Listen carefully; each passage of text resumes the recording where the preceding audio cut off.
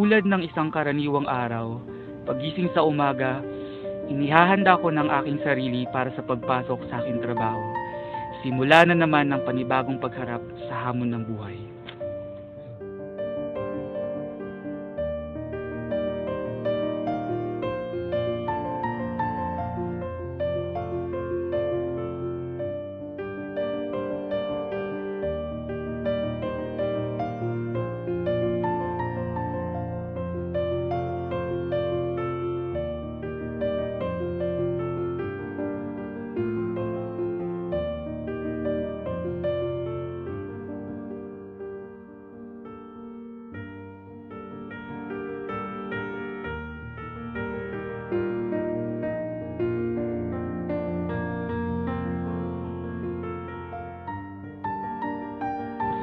Ako ay isang karaniwang tao lamang na nangangarap na umunlad at mapabuti yung buhay.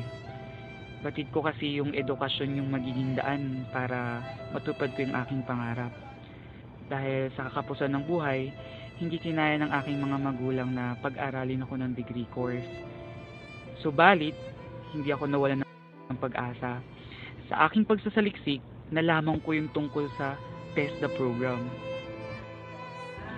Pinili kong kumuha ng kursong 2-year HRM sa PWU under TESDA program.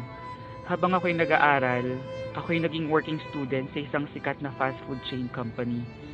Nag-umpisa ako noon bilang service crew hanggang sa naging store manager. Sa awa naman ng Diyos at sa aking pagsisikap, natapos ko yung 2-year program na naging daan para ipagpatuloy ko yung degree course ko. Ako'y patuloy pa rin sa pagtupad ng aking mga pangarap at patuloy pa rin sa paglinang ng aking kaalaman at kakayanan. Kaya kumuha ako sa PWU ng Food and Beverages Services, NC2, para i-upgrade ang aking sarili.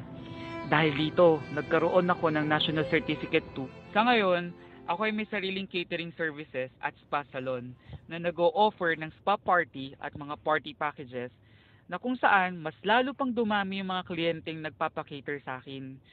Doon ko na-i-apply yung mga natutunan ko sa Food and Beverages program ng TESDA.